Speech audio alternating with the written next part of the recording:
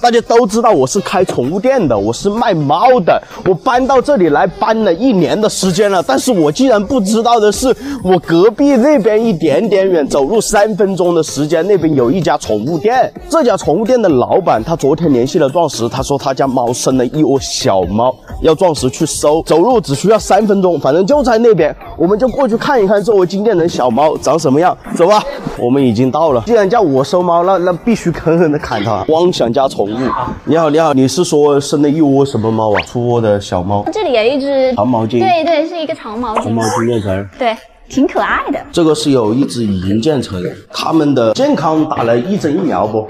都打了，对。这只是一只短毛的金阿五色，这边还有一只这个银渐层，稍微领先的尴尬期了，这2个多月才是什么猫跟什么猫配的，又出了金渐层，又出了银渐层。妈妈是带金血的一只银渐层嘛，爸爸是金渐层嘛。爸爸就是刚刚那个，对对。这边是寄养，对对是的。你看他那个眼神，他那个眼神好惊悚的样子，相当于是邻居嘛，我也帮他宣传宣传。然后那个猫的话，我就不带回去了。你们有抖音号啊？对对，我们有。我就艾特一下，银渐层你就卖800，金渐层卖个1000差不多啊。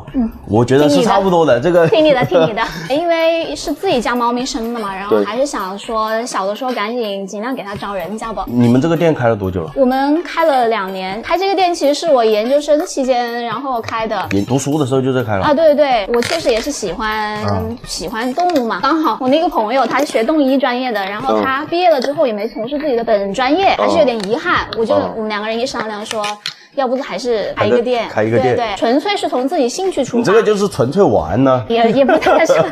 我就把那群猫我就不带回去啊，然后大家反正喜欢的话，觉得合适的话，是吧？你们懂吧？好了，这期视频我们就拍到这里。那壮实说猫，做一个有温度的猫贩子，拜拜。